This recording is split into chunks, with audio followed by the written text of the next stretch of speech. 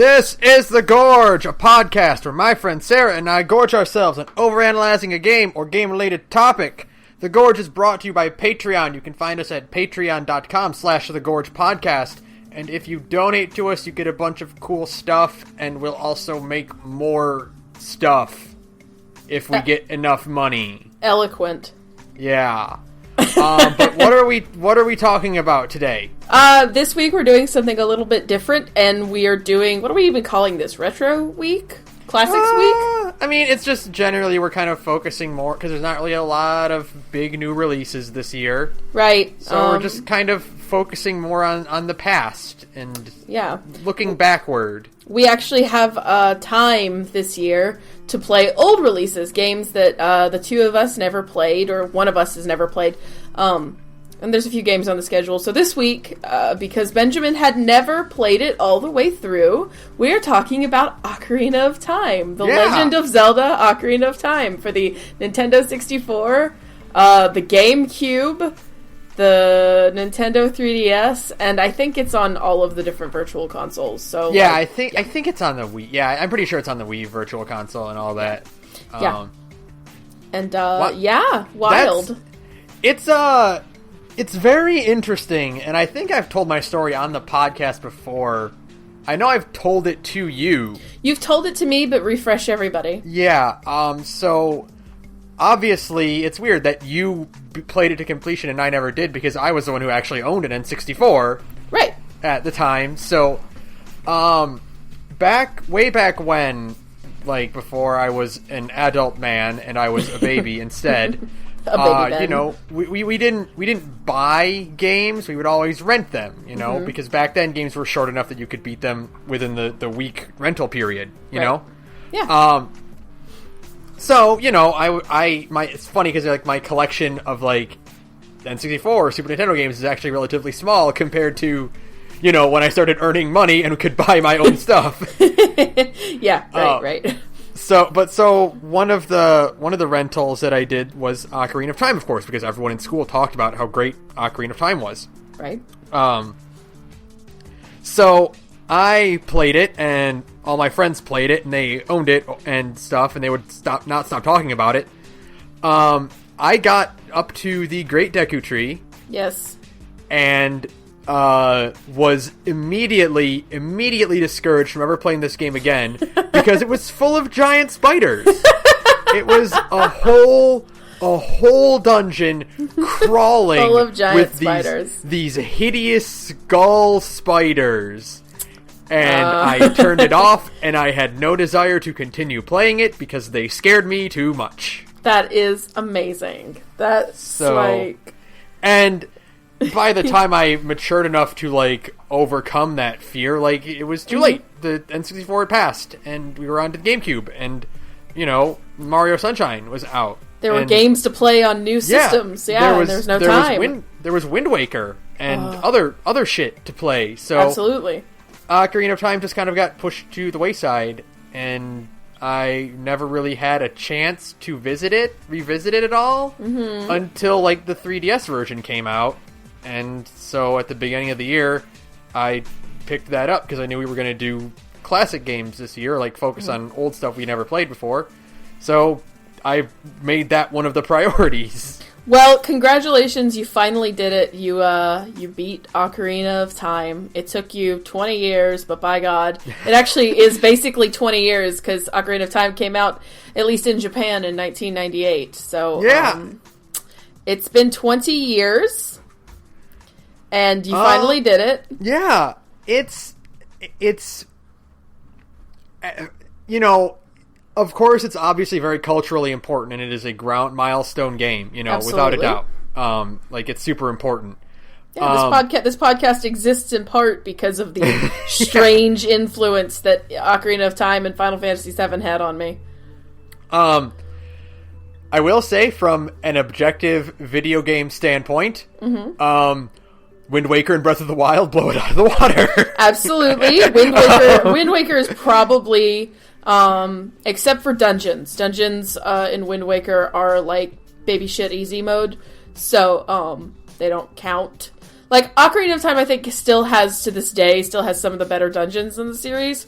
It has some really good dungeons, It has some good-ass dungeons and some really good dungeon design and puzzle design, even with all of the goddamn sliding blocks, because everybody's like, shit, we're in 3D, but modeling circles is hard. Put squares everywhere. Yeah, but it's, basically Wind Waker took the Ocarina of Time design philosophy and iterated on it to basic perfection. Twilight Princess is almost better, but there's a few missed opportunities in Twilight Princess that kind of don't elevate it. There are very good reasons that Twilight Princess is so divisive. Yeah, Twilight Princess is good, but it's also kind of like we could talk about Twilight Princess one day, probably. Yeah. I could probably do a whole, 6 hours on why I really love Twilight Princess, but also I acknowledge all of Twilight Princess's glaring flaws, and of which there are very, very many, but it's still, one of my top 5. It wasn't a bad game, for sure. It's not a bad game. No. And Ocarina of Time is definitely in my top 5. Nostalgia, it's an interesting thing, for you to have played it as a grown-ass man, and for me to have played it. The last time I played Ocarina of Time, I didn't even replay it to get ready for this, because I basically have it fucking memorized. So, the last time I played Ocarina of Time, I was 19. Yeah. I played it on an emulator. It was 10 years ago. Yeah. Almost 10 years ago. Yeah, wow. Mm-hmm. I'm 29. It was 10 years ago. Oh, yeah. Okay. Yeah. I played it on an emulator in my college dorm, and I loved it even then. I mean, it was still just it was Ocarina of Time. It's like, for me, it's like going home, you know? Yeah, oh yeah, for sure.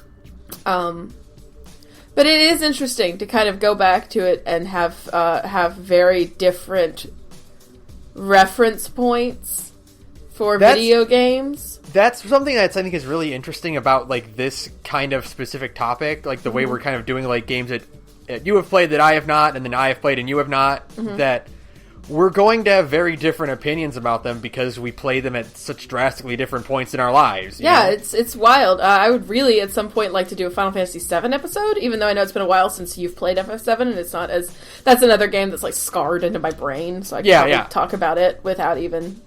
If you said, Sarah, do you want to do a podcast about Final Fantasy VII instead of Ocarina of Time? I'd be like, yeah, sure. So I have opinions about Rufus Shinra. You know what I mean? Mm-hmm. Oh, yeah. And Ocarina of Time is much in the same vein. It's, I guess when I look at it, it's a good, I know for one, and nobody will ever be able to tell me it's not a good video game. I would fight you. But also, I look at it and I just see it as this is the beginning for me, for a lot of people, for a whole new world in video games. Mm-hmm. I've been listening to a lot of Jeremy Parrish on YouTube lately. He's a really cool guy. He reviews old retro Super Nintendo, Game Boy, and NES games. The occasional mention of N64, but his bread and butter is SNES, NES, and Game Boy. Mm-hmm. And it's been interesting. I basically missed that entire I've played maybe 3 or 4 Super Nintendo games in my entire life. Right. And so I don't have those games as a reference point. Where I begin is Ocarina of Time. Real talk, this is where it all begins for me. It's being in my room, and I've said this here before, it's being in my room when I was a little kid and hearing my brother go, Sarah, could you help me with this game? And, that just kind of is where it started. Now, what's interesting about that is that, like you said, that's a starting point for you, but, Ocarina of Time, and same with Final Fantasy VII, both of them were such radical departures from previous iterations. Yeah, I know. That's what makes it interesting. Yeah, that's what makes it so big, is, for you having, kind of, I don't want to, dismiss it, but, no. You having that unique experience of, this is brand new to me, that's what everyone who played Ocarina of Time got, because even if you were a seasoned Zelda veteran, this was a whole rebranding of the franchise. Yeah, it was a complete and total remaking of the franchise into something very different, something way different from A Link to the Past and Link's Zelda 1 Awakening and 2. Yeah, I don't know if Link's Awakening predates Ocarina of Time. I'm not sure. That's not something I'm going to Google. No, it does. It does? Because it Okay. still used the Link to the Past style art for Link. Okay. Like Link's like cutscene design was still the brown undershirt. Right. Okay. And they hard moved on from that when Ocarina of Time came out. Bad look. It is very early. It's not a good look. It's very Hobbit. I always think all the old art of Link and like the original like game stuff makes him look like a Hobbit, and I'm like, that's weird. I always love like looking through the Hyrule Historia and looking at the official timeline, and it's like, oh, here's this beautiful CG rendered Skyward Sword Link as the beginning, and then here's Ocarina of Time Link, and he's very anime-esque, he's very modern looking, and then next chronologically is little cartoony early 80s like Hobbit early 80s Link in his brown undershirt. Yeah. it's like if you look at like Revolver Ocelot chronologically and he goes his from graphics like get worse and then better and then worse again. Yeah, he goes from like alright, pretty decent 3D model to really good looking 3D model to blocky mess. It's just squares, and then it jumps right back to like PS3 era models. Yeah, and then another like slightly better model, and then like glorious PS4 or PS3 model from PS4. Like, oh my god, it's so weird. Yeah, the fucking. Oh, I saw that in your notes. I didn't want to like read your notes because like I don't need your notes to do this, but I did like kind of peeked at them.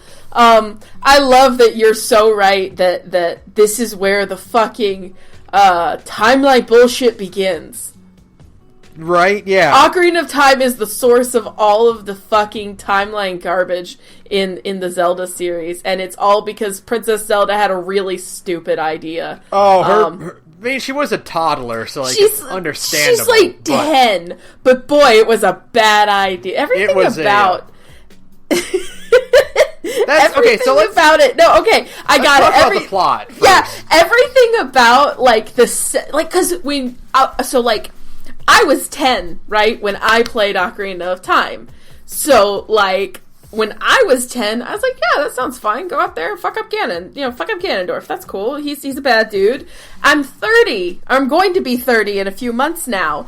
And I look back at it and I'm just like, all I can see is a pair of toddlers conspiring to murder a grown-ass man who at that point in time had actually not done anything.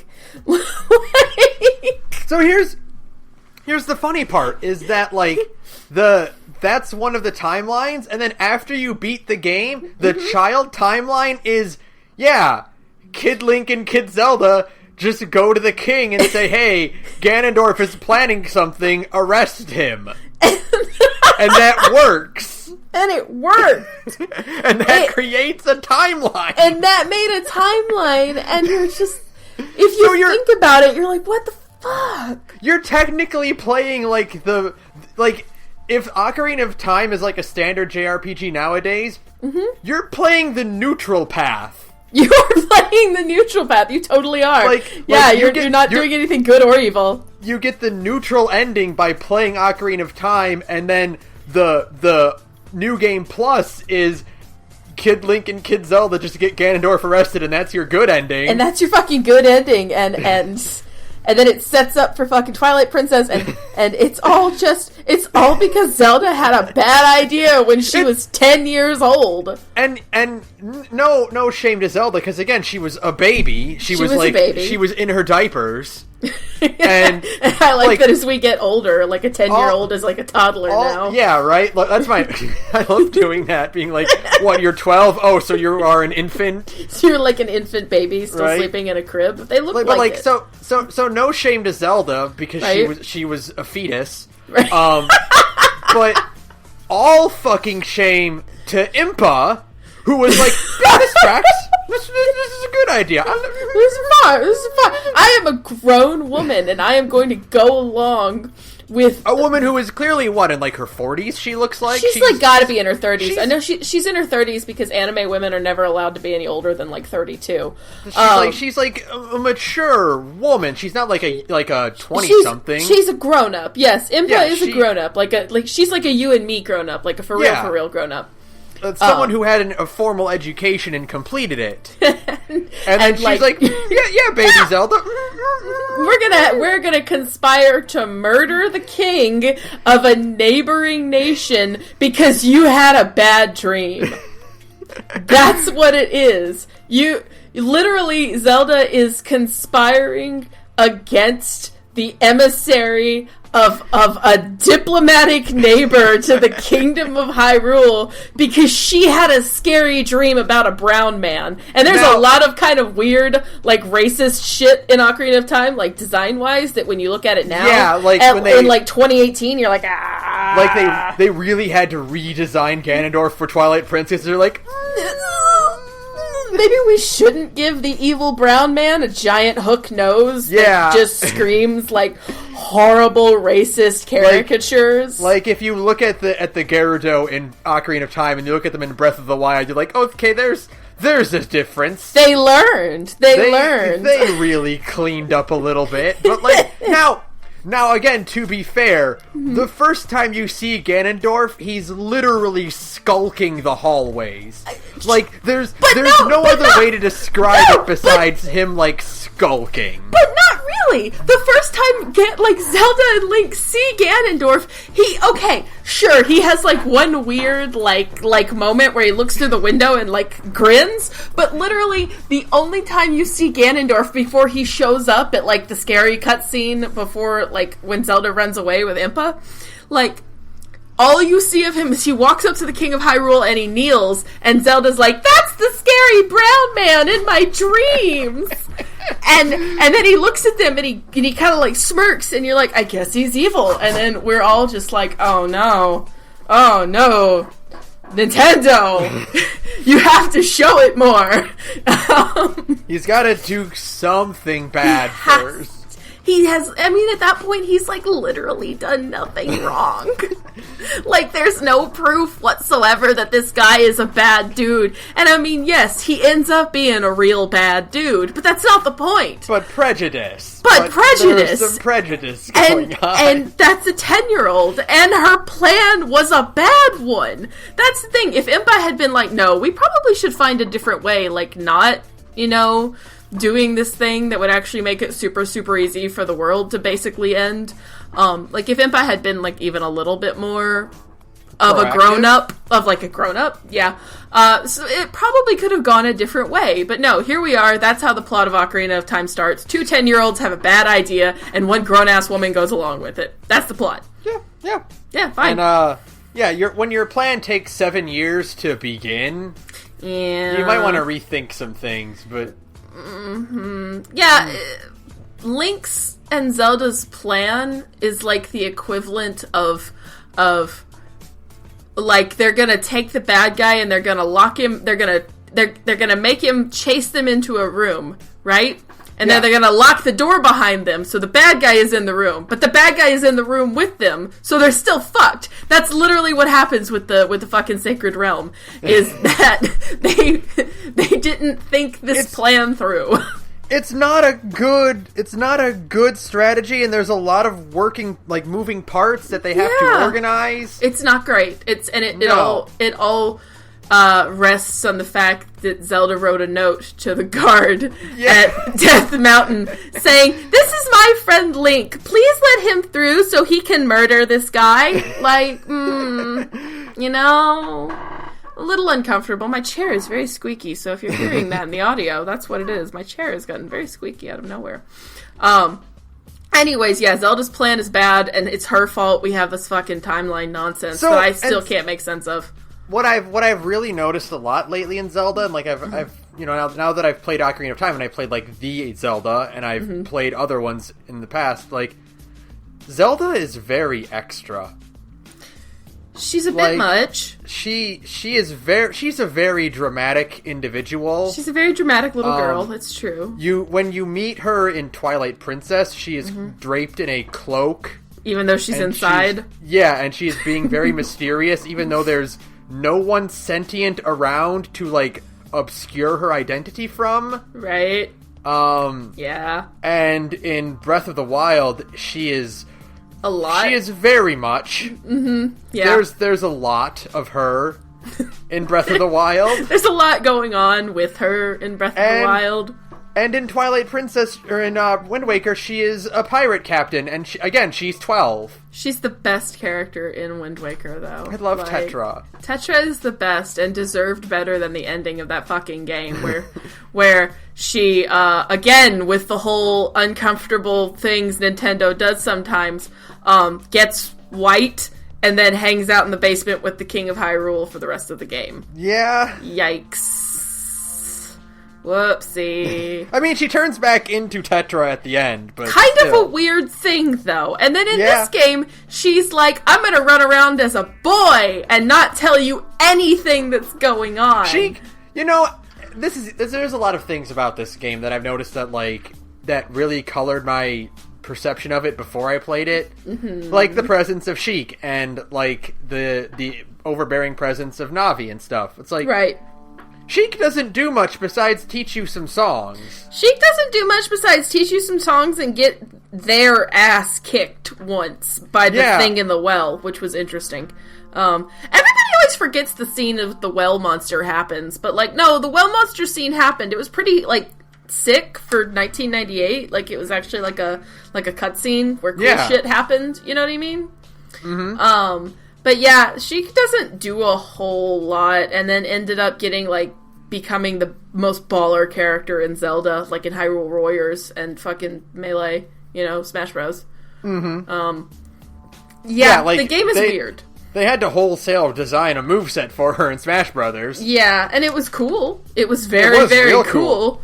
But, when you think about it for more than 5 minutes, you're like, there's a lot of really strange shit going on in Ocarina of Time. Like dancing rock people, and all the water in Hyrule flows through my taint. I think that's going to be the title card, because that's my favorite fucking thing in the goddamn world. Is weep. All of Hyrule's water passes under my ass and balls. Weep. God, that fucking scene, everything. That's everything the best. Everything that's weird about Ocarina of Time, right?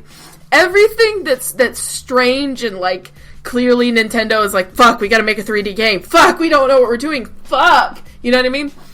All of it can be summarized in getting into Lord Jabu Jabu's belly, okay? So I am going to recount to you as accurately and factually as possible, without any asides, how you are supposed to get into Lord Jabu Jabu's belly, okay?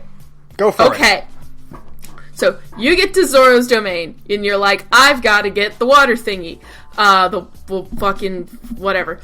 And it's like, well, Princess Ruto knows where it is, but we don't know where Princess Ruto is. Well, okay, let's go find Princess Ruto. Well, Princess Ruto isn't anywhere in Zoro's domain.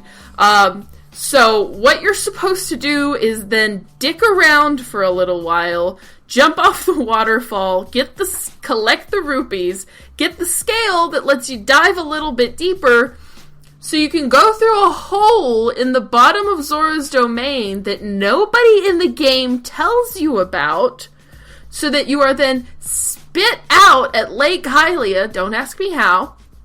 Yeah, because the map doesn't work. So then you are spit out at Lake Hylia, and you're like, huh, that's weird. I guess it's a shortcut. And then you're supposed to just kind of know to look around Lake Hylia and find a letter in a bottle from Ruto saying that Lord Jabu Jabu has swallowed me. And then the game, again, does not tell you this. You are supposed to just kind of discern that you are supposed to take that bottle and put a fish in that bottle, and then take that fish to Lord Jabu Jabu, and at a very specific place, drop it in front of him, and then he will open his big fat gob and swallow you. Now, you're missing a part. Oh, you're missing a step. Am I? The letter says, don't tell my father. But you have to tell her father. And what That's you're supposed to do is tell her father. Her father. You're right. My apologies. It has been 20 years, but I got most of it right. You did. That's an accurate step-by-step procedure as to how you're supposed to enter this dungeon. And again, the game makes no indication that this is what you're supposed to do. There are zero indications of how you are supposed to get from point A to point B. The game's just kind of like, fuck, yeah, have fun. One of the notes I wrote down for this is that this game is very bad about, like, actually indicating what you are supposed to do sometimes. Now, I can't do an Ego Raptor voice, but I'm gonna try. That's bad conveyance. There's, like, there are a lot of times where I was literally thinking, okay, I need to look up how to do this, or my progress stops now. Yeah, it was kind of... It's like the least intuitively designed adventure game ever, but I still kind of love it, because... Now, again, it's nostalgia glasses coloring my experience with Ocarina of Time, and the fact that I have these steps memorized at this point, so I can just kind of, like, go through the motions blindfolded.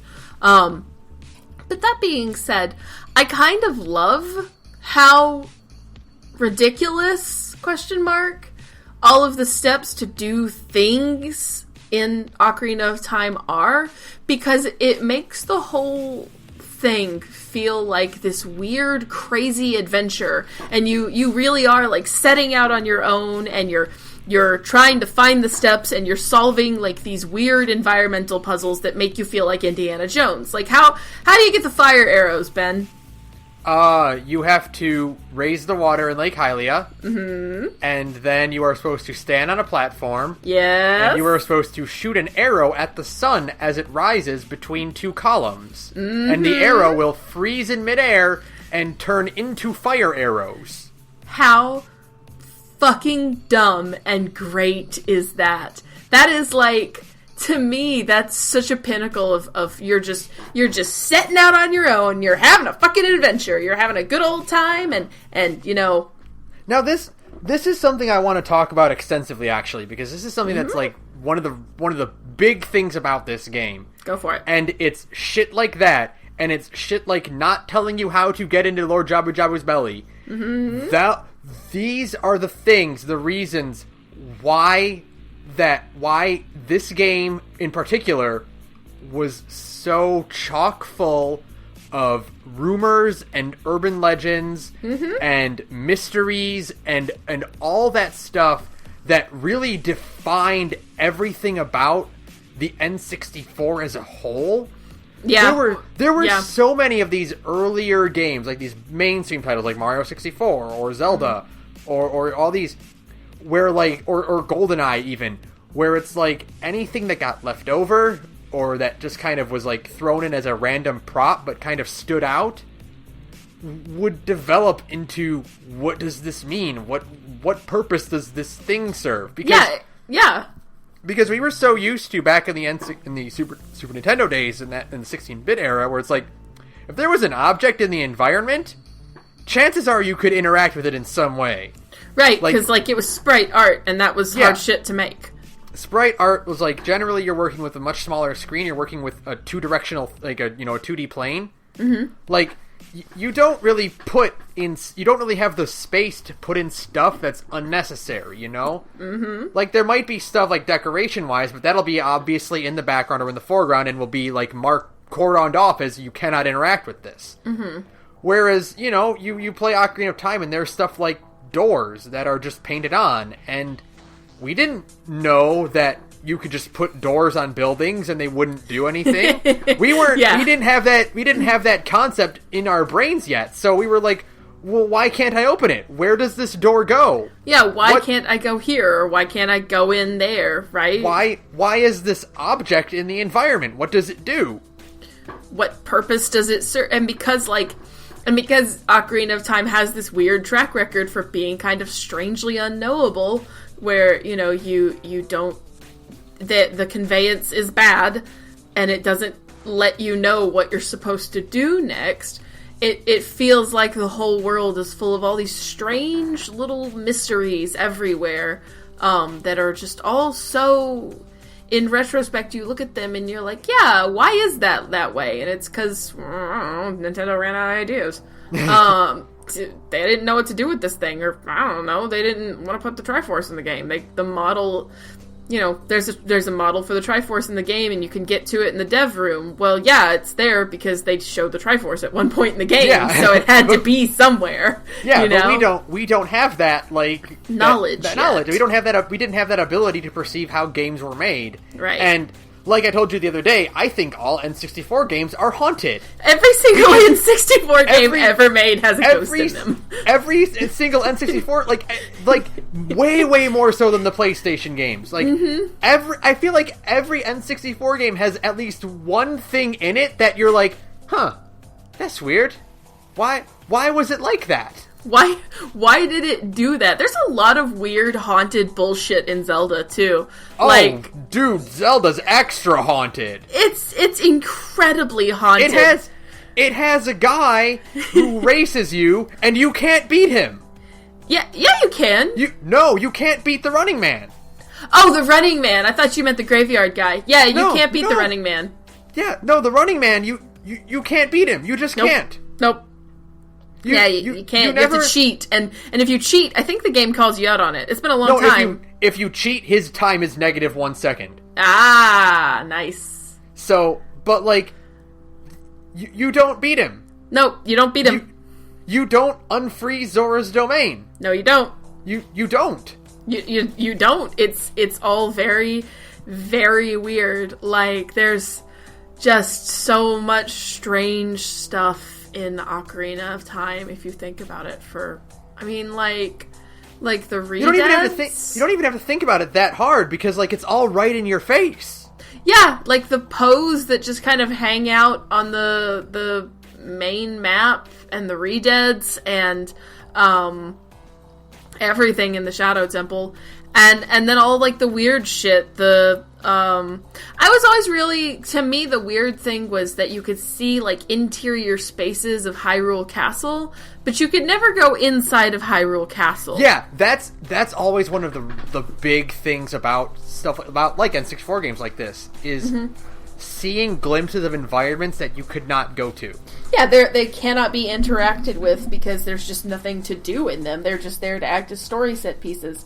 Stuff like that. It's just weird, you know? Zelda's full of weird shit. There's on the approach to the Hyrule Castle, when you're trying to sneak in and you're close to Zelda, there is a part when you cross over the moat after you push the block into the water to hop over. Yep. There's a door there. Yeah. And that door cannot be interacted with. Yeah. And it's it's at the end of a long path, it's the dead end of a path. So your intuition says go through this door, but it's not a door you can interact with. You're supposed to go to the left to hop through the grate at the side. Right. But it's just this weird dissonance as to what you would expect, and that's what makes this game so memorable, I think, is because it was so full of mystery and unintentional discussion topics that were not supposed to actually be in the game, but because of rumors and because of bragging rights for children, these stories sprung out from it. Yeah, and I think part of it too also comes from the fact, I mentioned it in the episode where we talk about our favorite games, Zelda, and then Final Fantasy VII for me, and just in general, Zelda felt the first time this was kind of a place. You know what I mean? That there were stories going on in the background that you just weren't part of. And that felt weird. You wanted to be in everybody's shit because that's how video games are. And so you have houses that you can't go into and things like that in the castle town and in Kakariko Village, and it all just feels so strange. And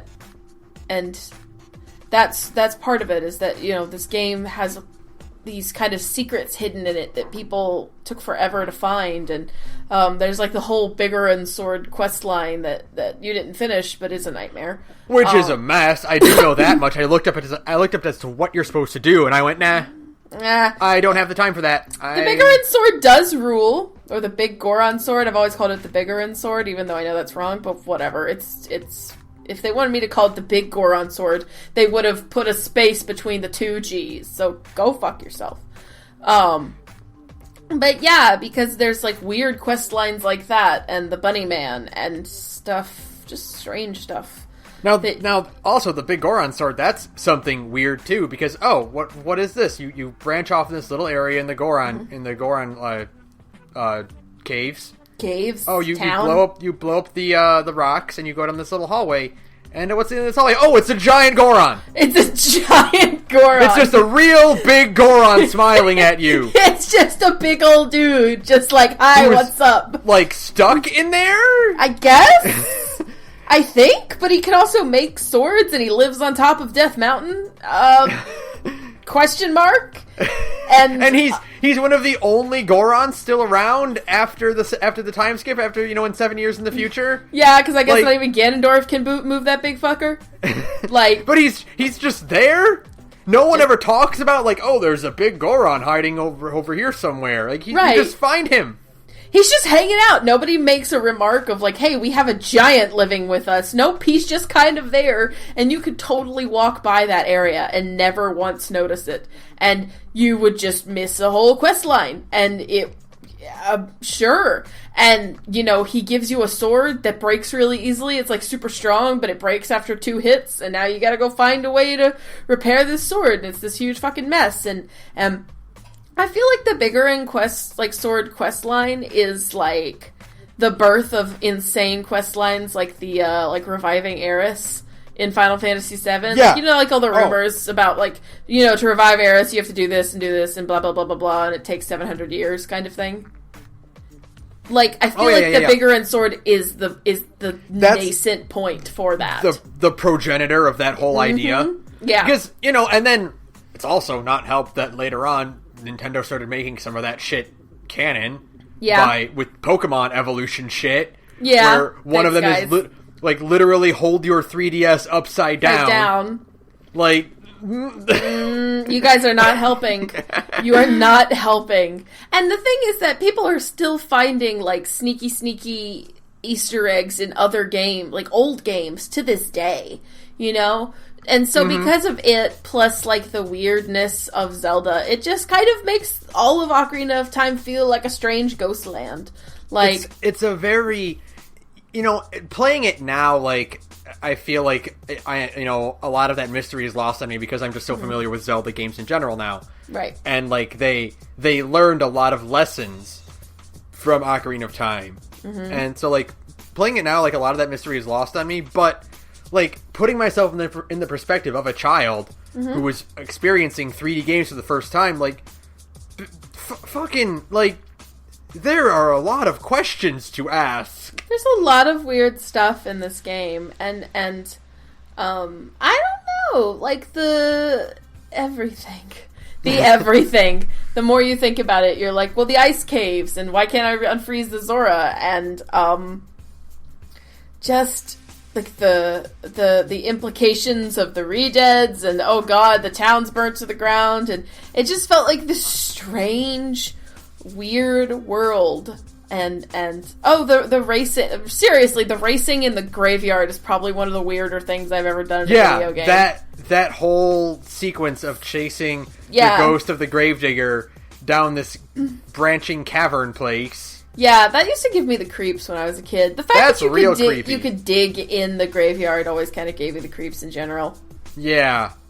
But there's a lot of that in this game, too. There's a lot of just, weird, creepy shit that, even as a grown-up, you're kind of this is a very, very unsettling game in a lot of ways. And I think there's a lot of spooky enemy design. What really makes it stand out compared to, because this is the first of that. I think, obviously, Twilight Princess had a much darker aesthetic to it overall, but Ocarina of Time is you go from the bright cartoony 80s style Link to this very grim looking like set design. You know, the ruined Hyrule or the ruined Castle Town is not even like the Dark World in Link to the Past doesn't even come close to that. No, absolutely not. It is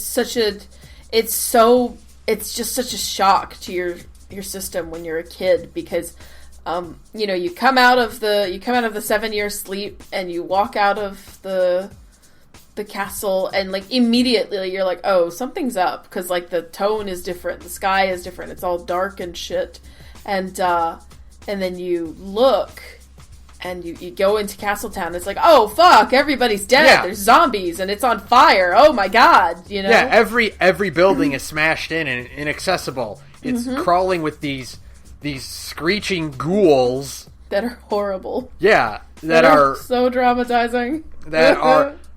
So I learned something actually doing research for this. The Redeads in Castletown cannot paralyze you. Yeah, I knew that just because, like, from 1,000 years of playing. And that is because the backdrop for Castletown is a pre-rendered background, right? And thus the camera cannot zoom in. Oh, okay. So they programmed it so that Link freezes because the camera zooms in on whichever Redead frightened you. Right. And it can't do that in Castletown, so those ones will not scare you. Okay. Huh. Yeah. I used to just always haul ass and hope they wouldn't freeze me. And I mean, like, you know, knowing now, I'm like, oh, they don't freeze me because, like, they just don't. It wouldn't be fair because the whole town is full of Redeads and you would just be stun-locked. Like, as a grown-up now, I see it and I go, oh, well, of course they can't freeze you because there's, like, 10 of them and you would get stun-locked. It wouldn't be fair. That's bad game design. As a kid, I'm just like, run. Oh my god. You know? And, you know, of course you're all immediately struck with the implication that these are the townsfolk, you know? Right. And, I mean, like, some of those townsfolk are still fine in Kakariko. Yeah, and then, later on you find out the Redeads are inanimate beings created by evil magic, and people in Kakariko, like, or people in the Castletown evacuated to Kakariko. Right. And they're fine, but, like, you know, you're hit with that right away. Mm-hmm.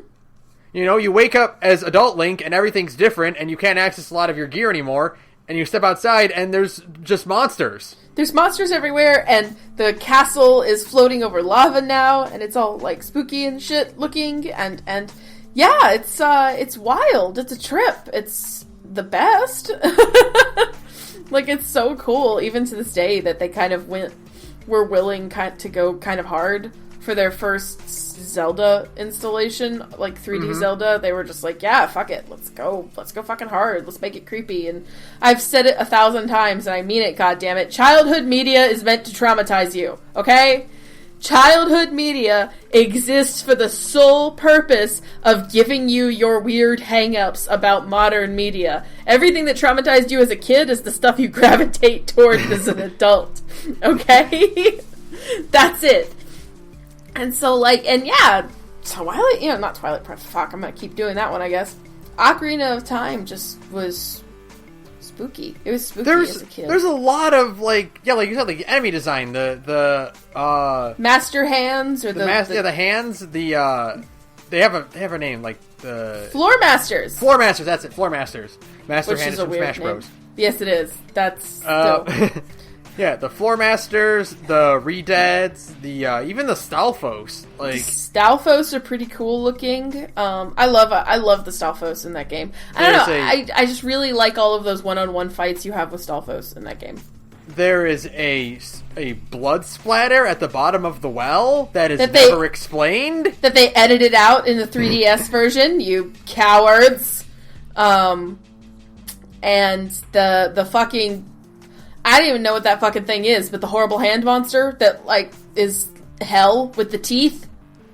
Yeah, the thing at the bottom of the well? Yeah, the like, pale, horrible nightmare thing. Slime with a human head and 5 arms that are burrowed in the ground. And teeth, like giant, creepy fucking teeth. Yeah, traumatizing. Completely and totally. That is never explained or justified. It just exists. It kind of just is in that world. You go to a house in this nice, peaceful Kakariko village, and the house is filled with cobwebs, and you approach the center, and a horrible half spider, half man abomination drops down in front of you. And then that's when Ben turns the game off and goes, it's not realistic because I can't burn the house down.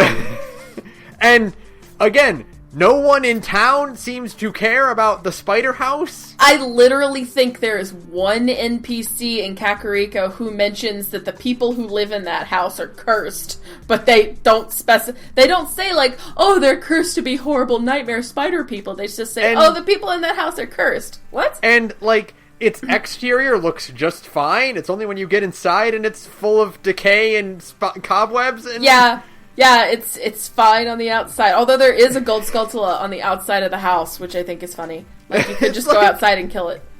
It's just like... this... Like, the worst kind of horror is the horror that isn't explained or justified. It just exists. It just kind of is. Oh, and then don't forget, not even horror-wise, just like weirdness-wise, the beans? So, you go and you buy beans from a guy by the river who's just eating them by the fistful out of a sack, right? Yeah. And then you bury the beans. And then 7 years later, it is a flying plant that you can ride to quick travel. And makes, like, flying saucer noises. And it goes to Zora's domain, and... That's how you quick travel there. And there are other ones too, like all over the map. You can get a heart piece from one. This is so weird. God, this is how much I've played Ocarina of Time. In some of them, so you can bottle bugs, right? Like little skittery bugs that, so like the weird rando holes in the ground that have like cows in them sometimes. Yeah. Because Ocarina of Time is a weird ass game. If you pick up those rocks or cut the grass, you get little buggies. And you can bottle those little buggy dudes. And then you can take the bugs to where you plant seeds and drop the bugs on that hole, and it will make a gold skulltula pop out. So weird. So weird. Weird. And not intuitive in any way. Yeah, there's nothing in this game. And the thing is that if you plant a seed there before you do the thing with the bugs, that gold skulltula is just inaccessible now. Like, you just can't finish it. You can't get that one. Like, you just can't. That's so... I mean, that's early game design. That's just them messing up. But it's like... That's so... Weird and odd, and you would never, ever, ever think to do that. And the game never tells you to do it. Ever. Like, I think I had to have a friend tell me, like, oh yeah, you've got to go drop a spider into, like a plant hole, and it'll get you another gold skulltula. And I'm like, fucking what? It's like I told you when I was doing the Forest Temple. Mm-hmm. And it's like, boy, if I had never played a video game before... There's no way in a million years I would think I need to shoot these paintings with an arrow to get the ghost to come out. Yeah. I would never think that. Ever. Never. Oh, it's so weird. Yeah. And, like, again, sliding block puzzles, the whole, like, reassembling a fucking picture thing is, like, the weirdest puzzle mechanic. Probably one of the, like, top 5 weird-ass puzzle mechanics in Ocarina of Time. Because, like... There's... why? Who thought this was fun? Who thought it was a good idea?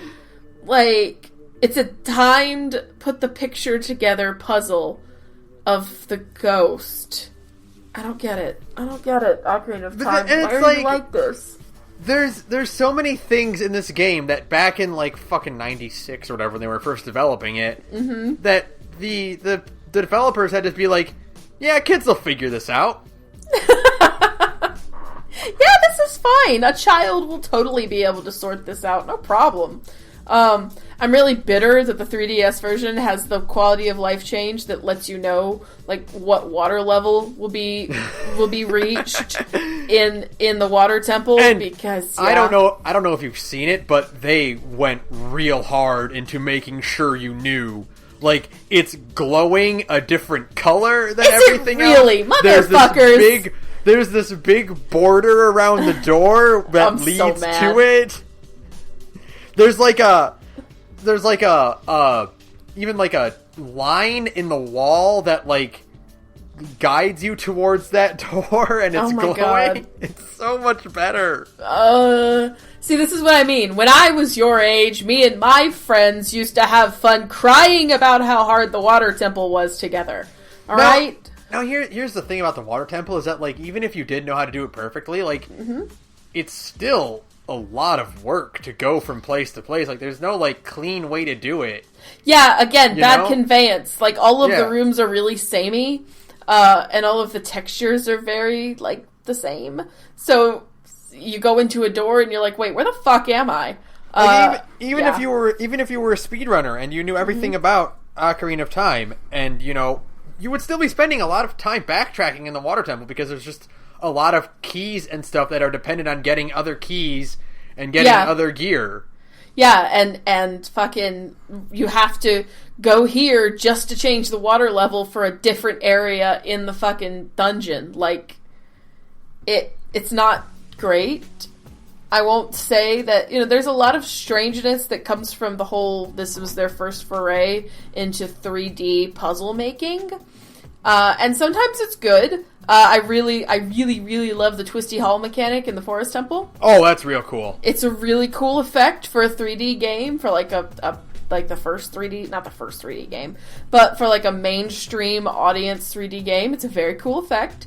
There's just a lot of really neat little things in Ocarina of Time that I just really like. I love the fucking the hammer. I love the Goron hammer. I like the sound it makes. I love it does make a good sound. Makes a good sound. I love most of the fire temple. I don't like that one room where you have to avoid the rolling boulders, because it just stresses me out. I didn't like that area either. No, and I didn't like because the controls in Ocarina of Time can be kind of fiddly sometimes. Trying to actually get the Goron hammer is a nightmare because you have to walk along a little slim wall and not fall like 8,000 feet to your doom. That part was never fun for me. And, you know, but then there's like other things I really love. The boss fights in Ocarina of Time are like really good. Oh, they're all real good. Like, man, there's a reason people talk about that Dark Link battle because that's awesome.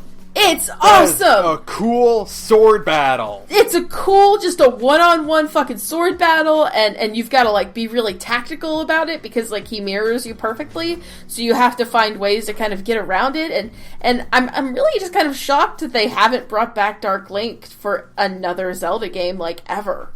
You know? Like, in that context, I guess it's because it would lose its punchiness, but man, in, like, a modern Zelda game, you could get a really cool-ass sequence out of it, you know? Yeah, for sure. Yeah. But I also think, like, I don't know, I can't think of any Zelda that it would fit in. Right. Too. Like, it wouldn't really fit in, like, Breath of the Wild, or, like, I mean, as cute as it would be, it wouldn't fit in Wind Waker. No, it would not. I mean, you can play as Dark Toon Link in Smash Bros, and he's adorable. Yeah, it's not quite as threatening. Yeah.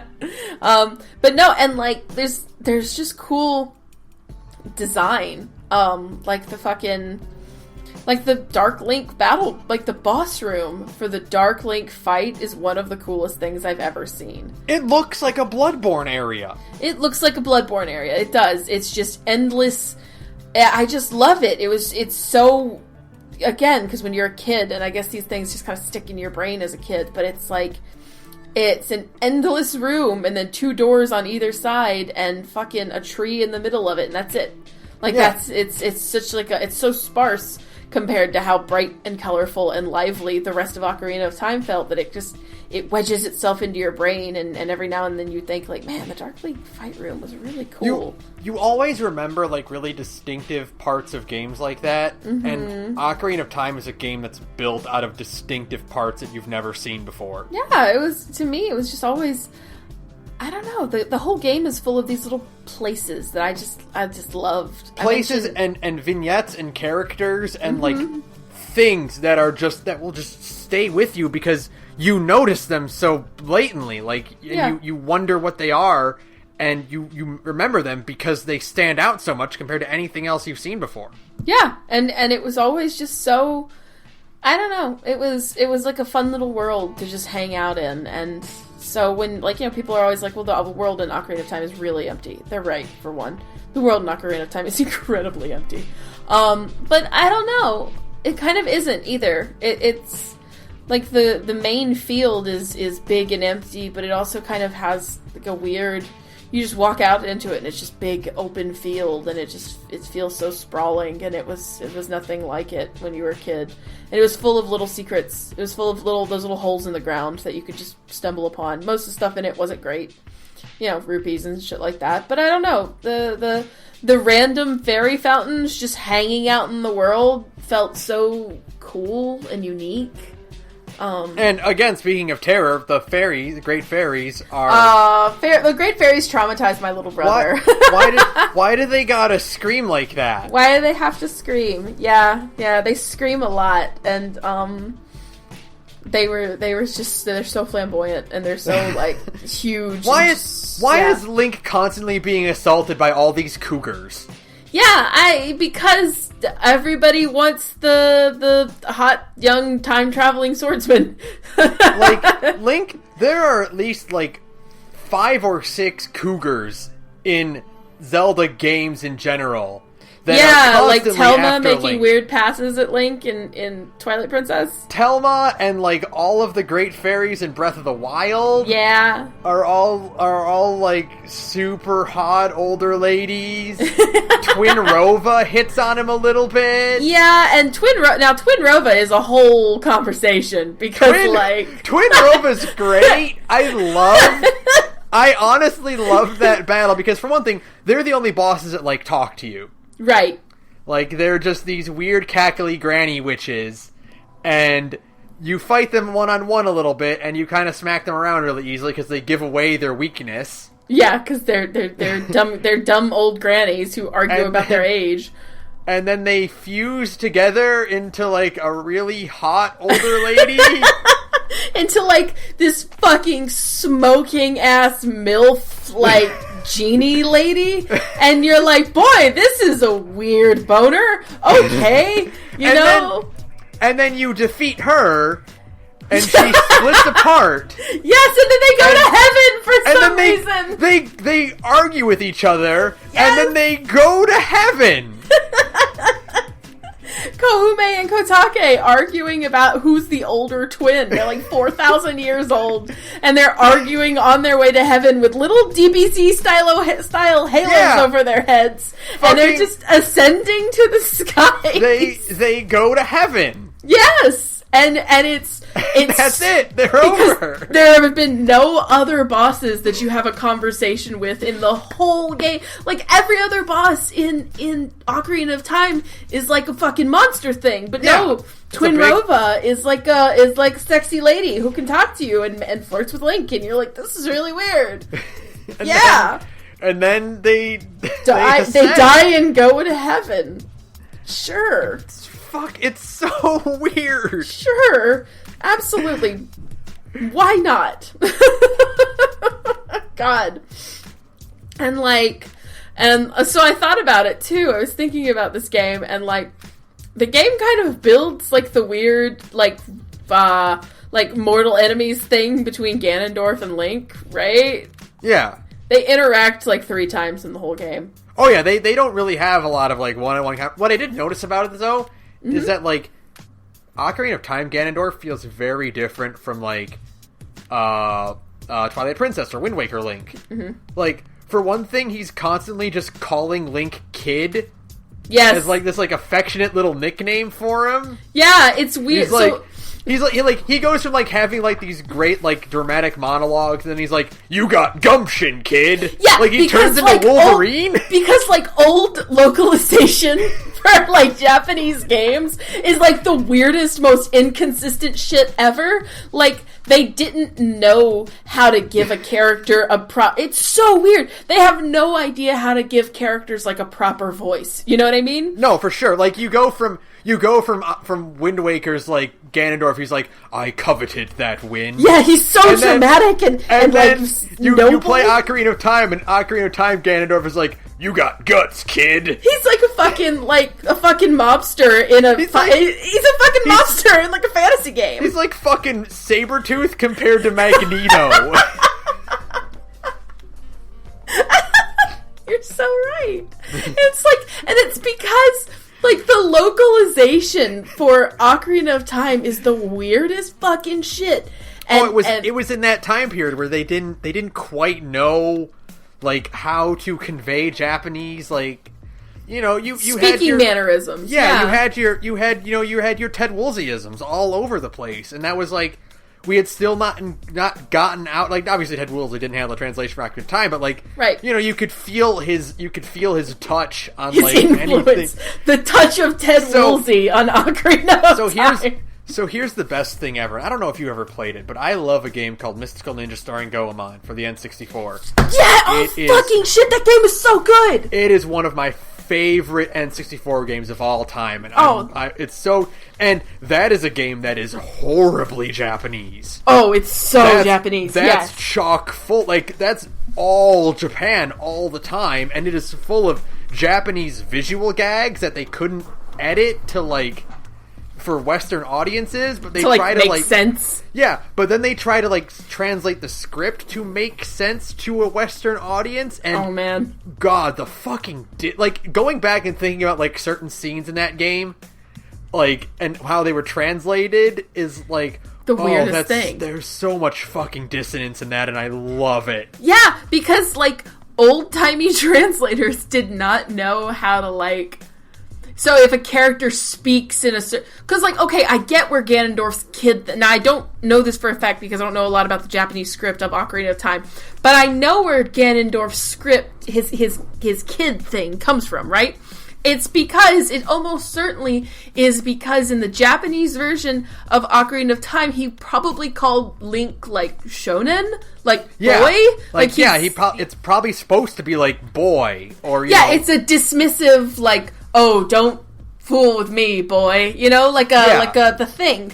But because that's like a weird translation thing, like shonen is like a strange translation thing between like, you know, Japan and America, they decided on kid, which has like completely different connotations. Yeah, it has a more like almost affectionate or like not respect, but like admirable connotation to it, you know? Yeah, it's more casual. There's the word. Yeah, casual or like friendlier almost. Yeah, you know? like kid, you're so fun. You know what I mean? Yeah. Yeah, but like boy is like dismissive. You're looking, especially if like when you're playing as an adult and like Ganondorf looks at you and says, "Don't mess with me, boy." You know?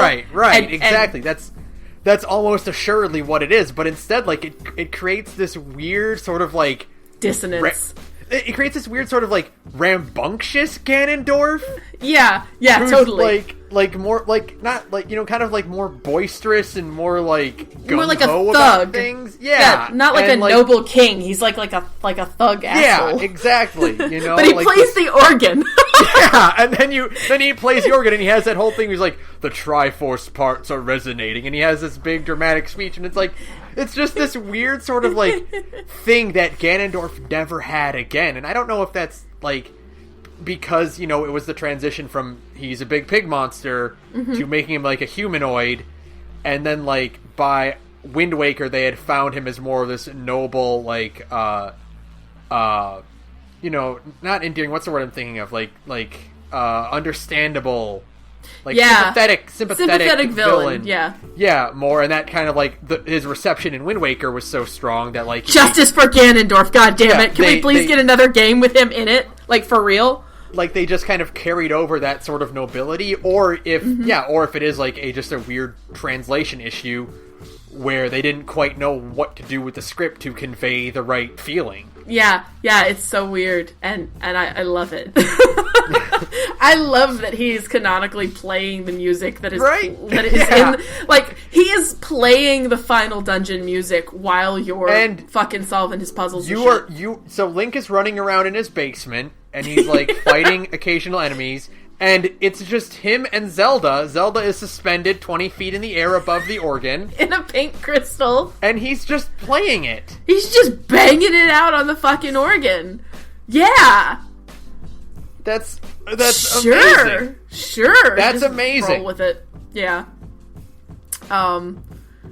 But, and then, like, there's just, like, these moments where Ocarina of Time just, like, really, really shines, though, because, like, again, the boss battles are super good. And, they're all real when good. When I was, like, a kid, some of the end game stuff just felt, like, epic. Like, in the real meaning of the word, not the stupid internet version meaning of the word.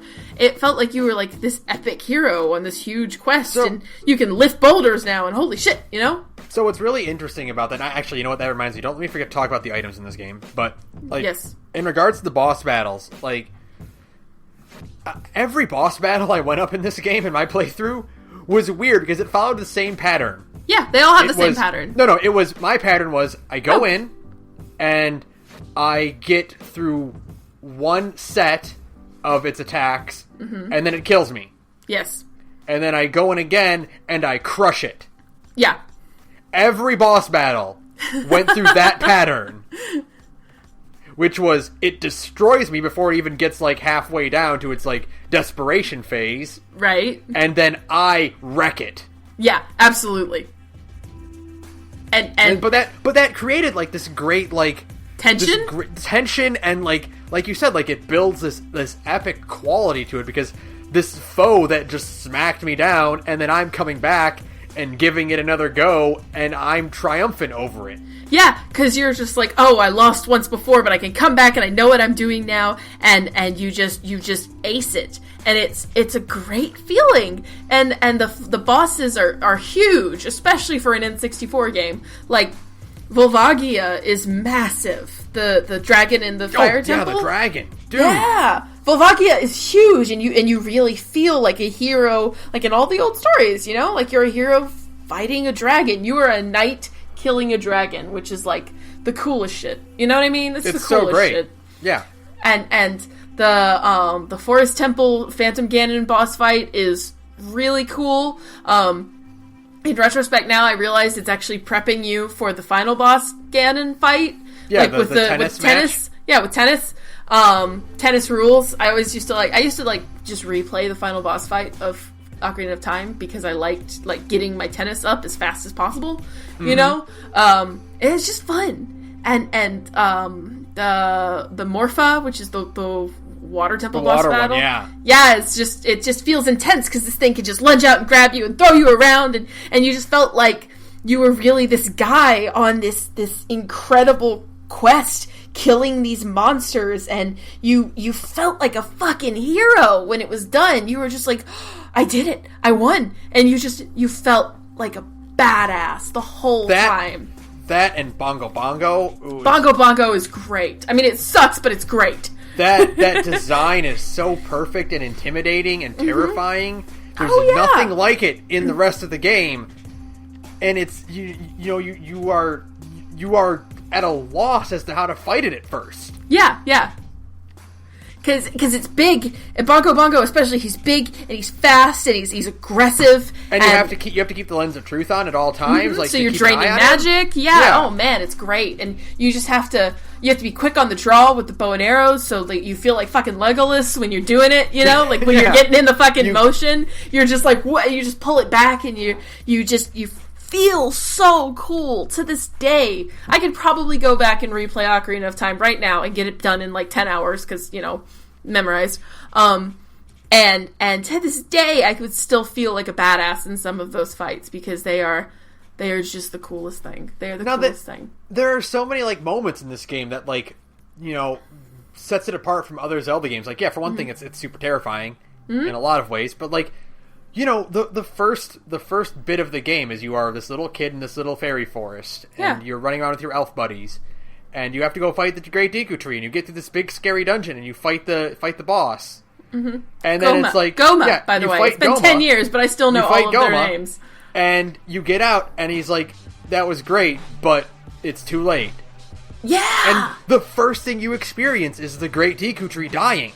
Yeah. And it's like this like moment. You're just this like, tone oh setter. My god. You're like like as a hero you failed, and it's not your fault because there was never any hope for Link to do it anyways because the Deku Tree was doomed from the start.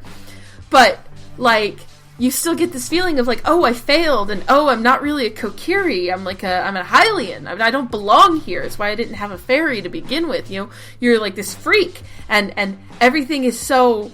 You just get this sense of like, oh God, where do I go and where do I belong? And yeah, it was great. And then you're thrown out from like little, because you know the Kokiri forest is intentionally kind of small, and you know it feels very comfortable because there's walls everywhere, like the walls of the trees are everywhere, so it feels very cozy and safe.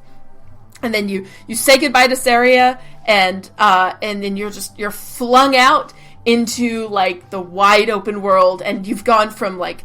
Every area in Ocarina of Time up to this point has been boxed in. It's got walls around it. Even the Great Deku Tree's like little area spot has walls around it.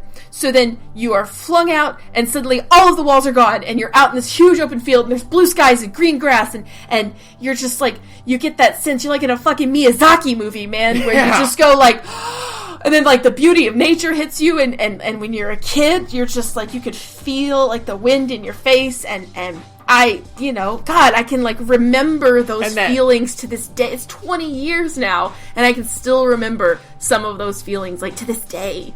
And that music picks up too. Yes! Oh my God! The Hyrule Field music picks up, and you are just like, it's beginning.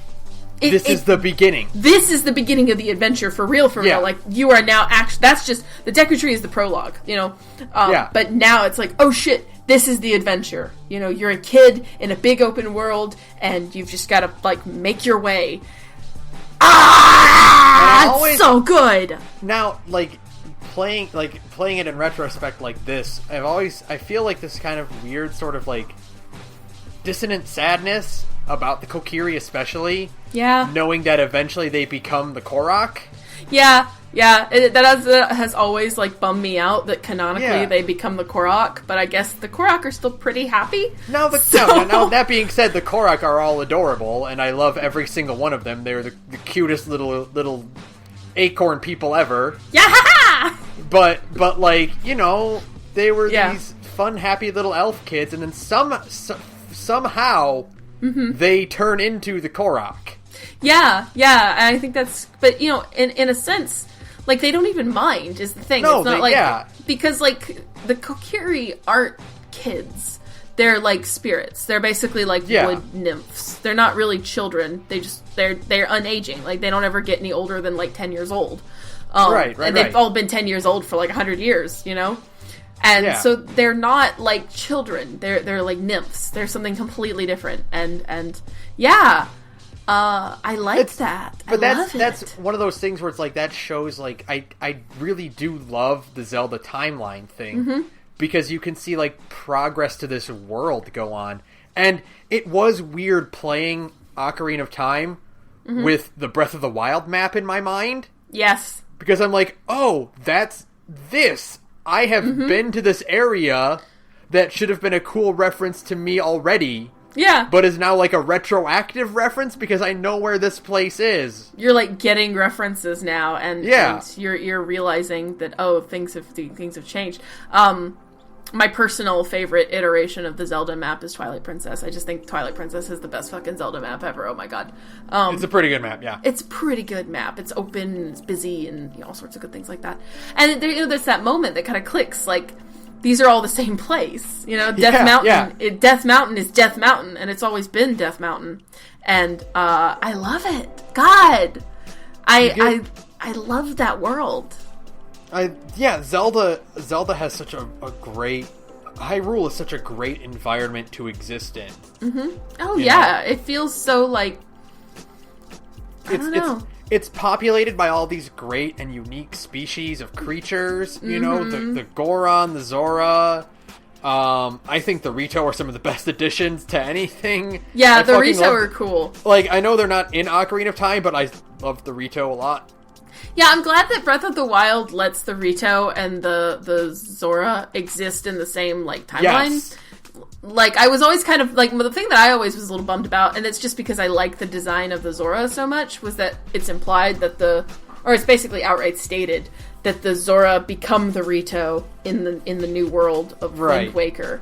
And that always kind of bummed me out a little bit, because I, like, really like the Zora's design. So I'm glad that Breath of the Wild kind of like subtly retcons that and be like, no, they're two different species. Don't worry, it's cool. Yeah, for sure. Yeah. And it's great because, and you know, I love the Goron so much. The Goron are goofy rock boys who dance and sing and eat stones. How could you not love them? These good fat rock boys. They're just good boys, and they love their rocks. And Darunia names his firstborn son after you, which is like the best detail ever.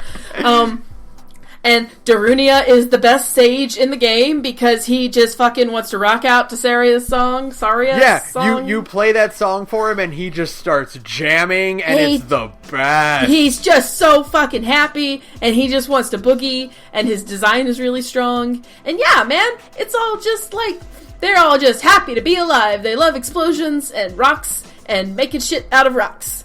And how can you not love... Oh, and they have a crazy fucking... Did you do the spinny thing in the town?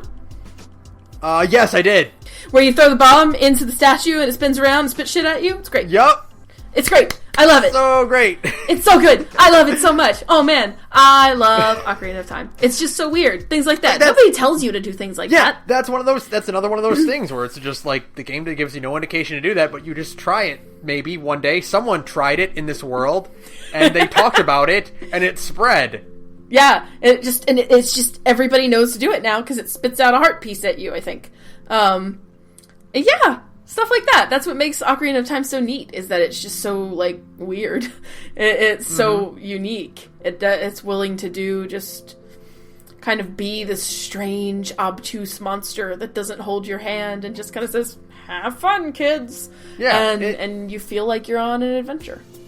It's really, really great. And, like, you know, you can still feel every influence from Ocarina of Time in all the later Zelda games, even up to Breath of the Wild, which, like, you know, there's like 3 stages of Zelda games now. There's the classic era, there's the 3D era, and now there's going to be the Breath of the Wild era. Yeah, the open world era. Which, and like, but you can still feel everything. Well, like, for one thing, Ocarina of Time basically invented Z-targeting.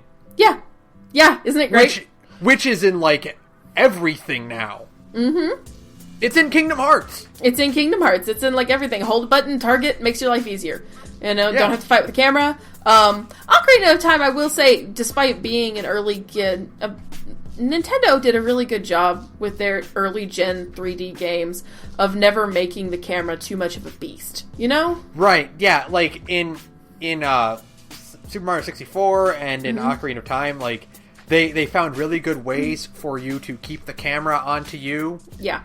Without having to include a second joystick. Right. And they you know, it helps that Ocarina of Time, for one thing, is also designed around having only one, you know, having no real way to freely control the camera. Right. And then Z-targeting just pulls it back behind you, and it works. I mean, I don't really recall, again, it's been 10 years, but still, I don't think I've ever really fought with the camera in Ocarina of Time, ever. There were a few times, especially when it would lock onto a jumping enemy and the camera would try to swivel for it. It would have some issues with that. Yeah, that's true. There are certain points where the camera would automatically sort of lower when you're in front of a pit to kind of give you a look down. Mm-hmm. But I would want to be looking ahead instead, and there's no way to, like, focus it. Yeah. So there are some issues, but again, it was brand new technology at the time. They were still figuring things out, and for the vast majority of the game, it works great. Yeah, it's actually pretty functional for most of the game, which I think was pretty great. I mean, this was an early mass market 3D game, and they did a great job with it. I mean, Ocarina of Time is flawed in retrospect. There's a lot wrong with it. Bad conveyance, as we keep saying. Some pretty just general weirdness. The combat can be kind of samey, things like that. But in general, for the first foray into like a 3D adventure game, it's pretty fucking solid to this day. And I think because of those things, because of the bad conveyance and because of all that, that's one of the reasons why it lasts so long and why people are still talking about it, is because it had that boom of continued discussion after it came out, you know? Yeah. Like you don't get that level of discussion with something like Twilight Princess or with Wind Waker even, where it's like you don't get that kind of talk anymore. Yeah, because it's all laid out for you. Yeah. And, instead we're left with this game where they say you figure it out, and it still has a bunch of mysteries, quote-unquote mysteries, that, like, are left unfinished, Yeah. It's neat. They have an item in the game that is used to find secrets, and it is called the Stone of Agony. Mm-hmm. Or the Shard of Agony in the 3DS version, if I'm correct. That's right, but it is a thing designed to find prizes and good secrets, but it is called the Stone of Agony. And it has, for some reason that never goes explained, it has the same mark as the Sheikah, the Sheik wears on his chest. Yeah, it has the same mark as the Sheikah. And the Sheikah are like a strange, unknowable force too. Like it's implied, like Impa is a Sheikah, and Sheik is masquerading as one. So like they are an actual race in this world, but like there isn't even, like, in games that have, like, oh, well, all this mystic shit's been branded with the fucking, like, the Forerunners in Halo, for example. And, like, the game's mysteries all kind of revolve around the Forerunners or whatever, Mm-hmm. And so, like, oh, it's this mysterious race, and they built all this cool, fancy shit, and, they are the source of the mystery in the world, and they kind of keep, well, this is Forerunner tech, well, this is Reaper tech, or blah, blah, blah. It keeps getting brought up. And it's kind of established, like, oh, this is the source of mystery in the world. In Ocarina of Time, they're like, this shit is Sheikah. That's it. Yep. We're not going to tell you anything else. And everybody's like, wait, what the fuck? So, like, are the Sheikah wizards? Are they ninjas? Are they a different race beyond Hylian?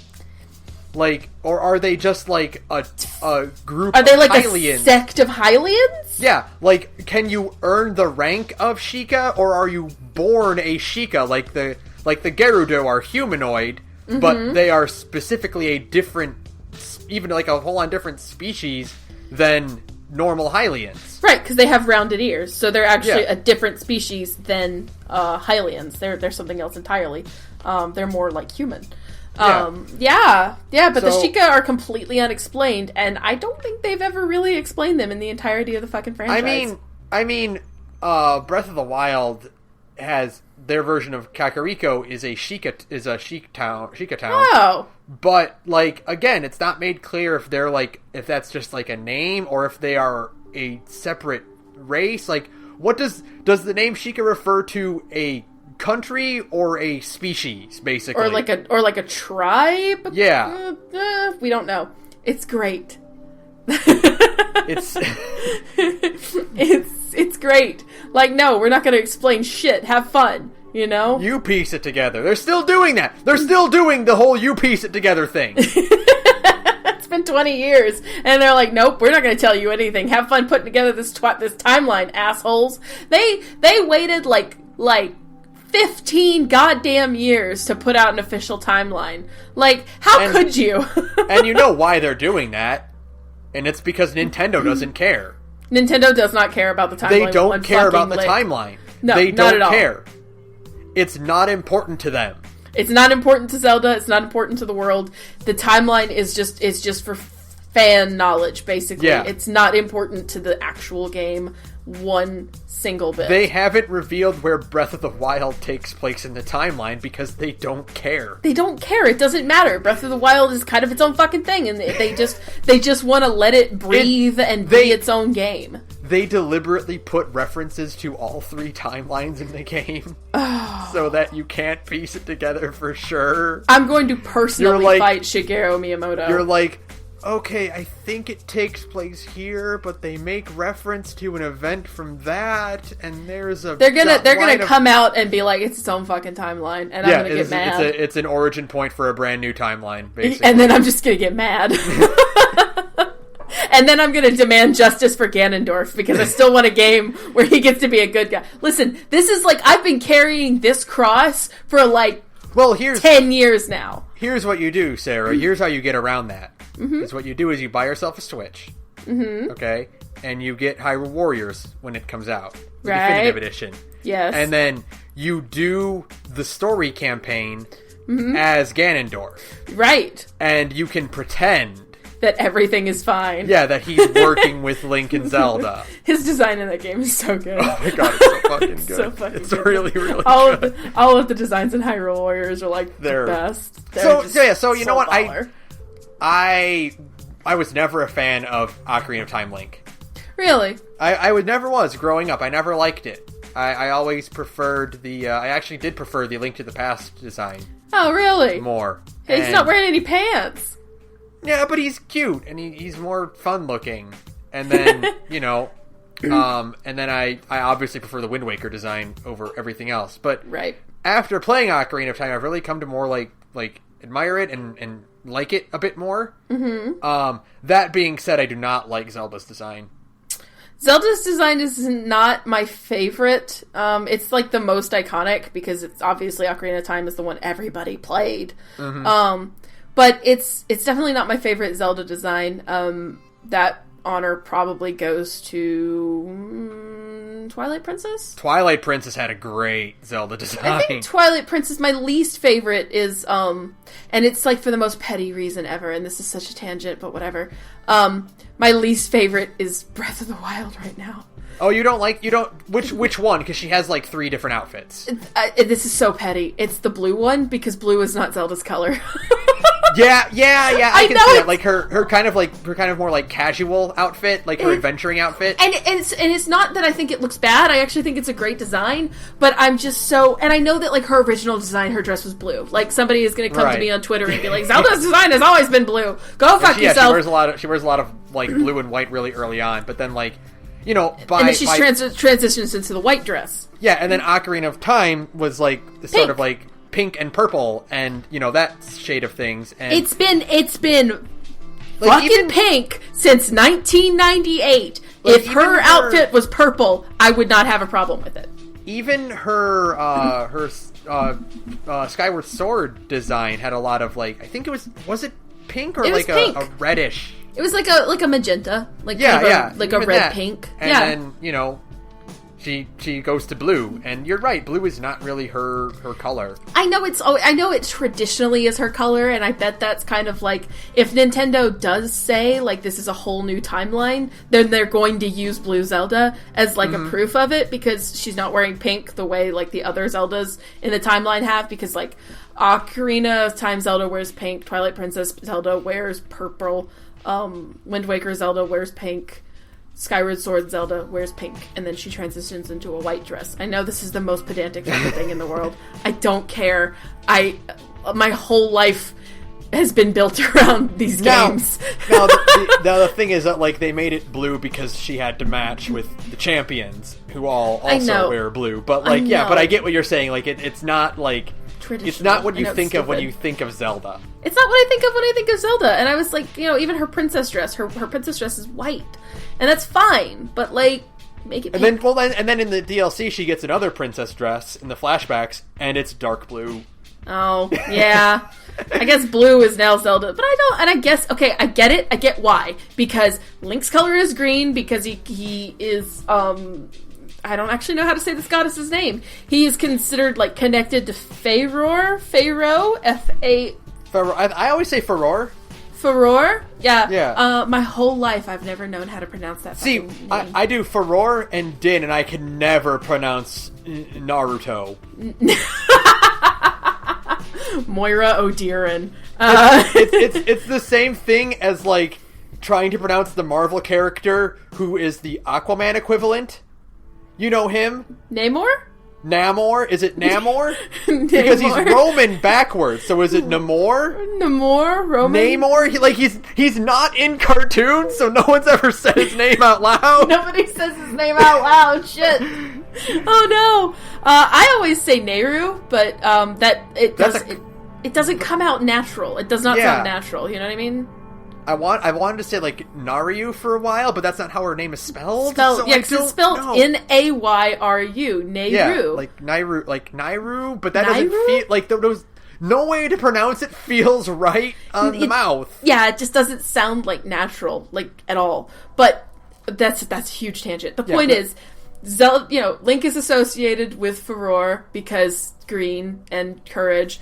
Ganon is associated with red. His hair is red. And he's associated with Din because red power. And then Nehru, the goddess of wisdom, is blue. But Zelda always has worn pink. So it's like there's a disconnect there. So I get why they're like, let's make Zelda pink. But then they made the problem where Link's fucking tunic, his starter tunic in Breath of the Wild is blue. So they match. And it's like, what are you doing? You're driving me crazy. There's no consistency anymore. There's no consistency anymore. Everything's gone mad. Cats and dogs living together. It's insanity. You know? Okay, so you don't watch Voltron, but the same problem exists in Voltron.